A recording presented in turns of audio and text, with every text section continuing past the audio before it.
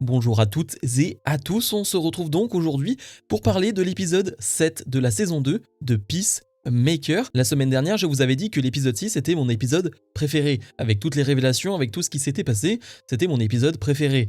Eh bien, ça a changé, parce que cette semaine, l'épisode 7 est mon épisode préféré de cette saison 2 et d'assez loin en vérité, parce que l'épisode 6 avait ramené des révélations, nous avait appris des choses, mais comme je l'avais dit la semaine dernière, c'est des choses qu'on avait en tête déjà, c'est des choses qu'on prétendait déjà savoir, et on a eu la vraie révélation. Mais en vérité, on savait déjà ce qu'il y avait dans ce monde-là, dans le monde parallèle.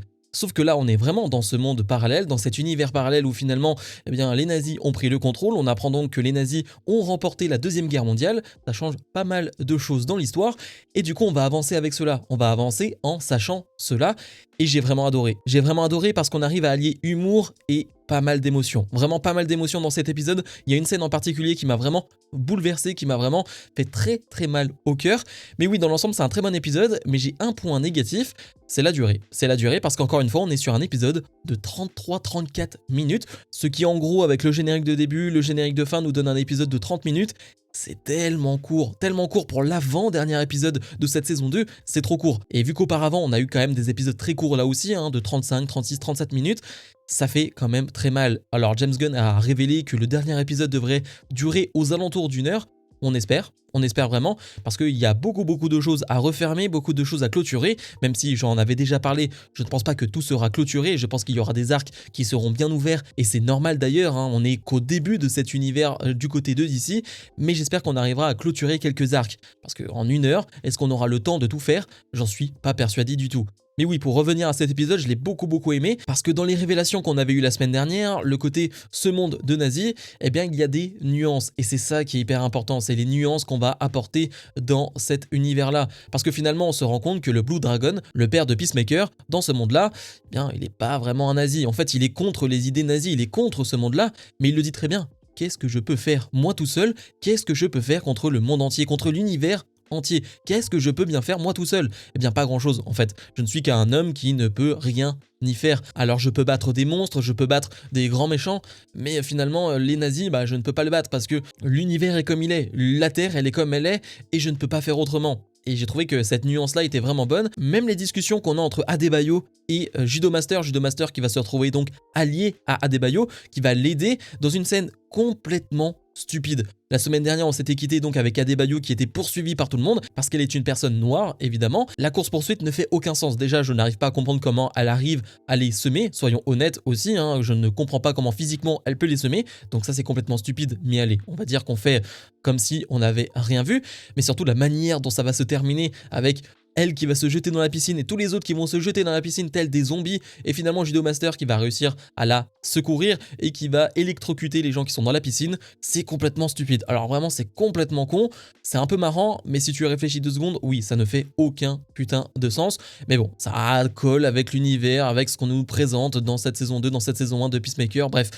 On va dire que ça passe, même si j'ai eu du mal, on va dire que ça passe. Mais donc, outre ça, on a une vraie discussion entre les deux sur ce monde de nazis, justement, parce que c'est lui qui apprend à Adebayo que la Seconde Guerre mondiale a été gagnée par les nazis. Eh bien, finalement, les deux disent, est-ce que ce monde-là est si différent du nôtre? Pas vraiment. Et évidemment, ça fait écho à notre monde, nous, dans la réalité.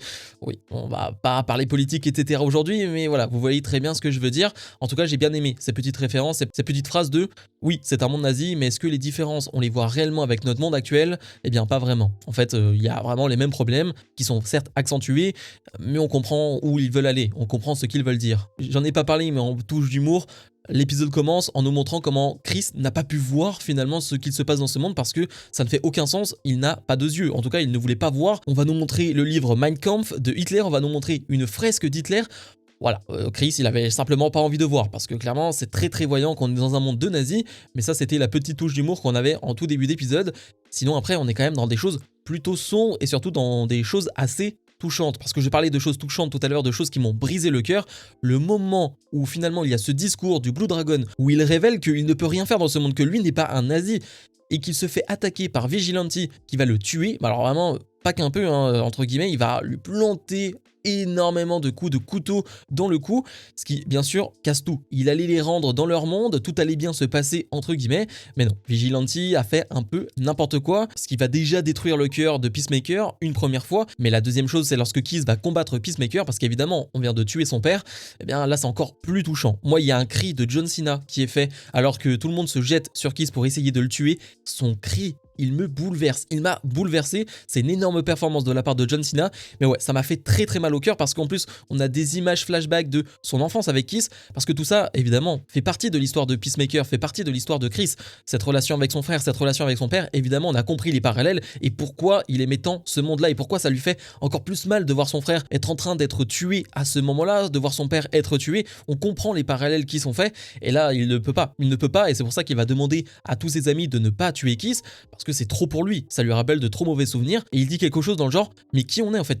Pourquoi on fait ça? On a tout cassé dans leur monde. Alors bien sûr, hein, leur monde est foutu, les nazis, etc. Mais où je vais, je détruis tout en fait. J'ai tué le Peacemaker de ce monde-là, dans mon monde, j'ai tué mon père, mon frère aussi. En fait, c'est moi la cause de tous ces problèmes. En fait, c'est moi le problème.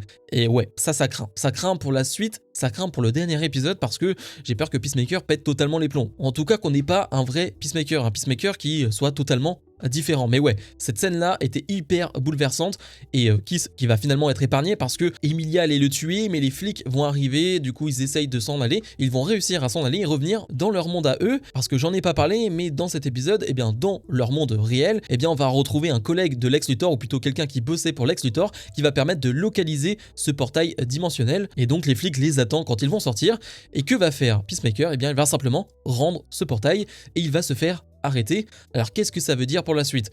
Évidemment, il reste un épisode, ça va être un gros bordel. Je ne vois pas les amis de Peacemaker le laisser pourrir en prison. Ça, je n'y crois pas une seule seconde.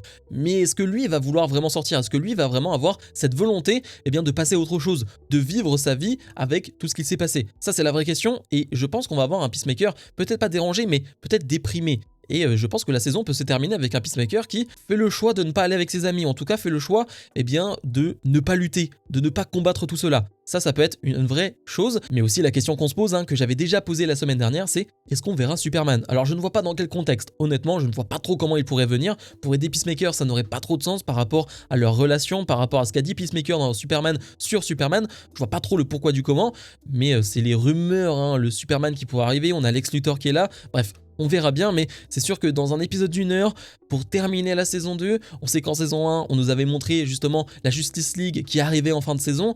Est-ce qu'on va nous faire le coup d'un truc assez gigantesque de cette manière-là? Je pense que oui. Est-ce que ce sera Superman? Est-ce que ce sera autre chose d'une autre manière? Je ne sais pas, mais je pense qu'on aura un gros cliffhanger. Et d'ailleurs, James Gunn en a parlé. Cette saison 2 va vraiment mettre en place l'univers d'ici, va être un changement pour l'univers d'ici. Ouais, on peut s'attendre à de très très grandes choses. Mais ouais, comme vous l'avez compris, j'ai beaucoup aimé cet épisode. Encore une fois, le problème, c'est qu'il était trop court, et ça, c'est un gros problème, et ça, on en reparlera à la fin de la saison, la semaine prochaine, parce que c'est pas normal, entre guillemets, d'avoir des épisodes de simplement 30 minutes, mais en 30 minutes, ça a été bien rempli. On a eu beaucoup de choses, et c'était vraiment mon épisode préféré. Bref, comme d'habitude, n'oubliez pas de mettre un maximum de pouces vers le haut, de vous abonner, et nous, on se retrouve dès la semaine prochaine pour d'autres vidéos. Salut!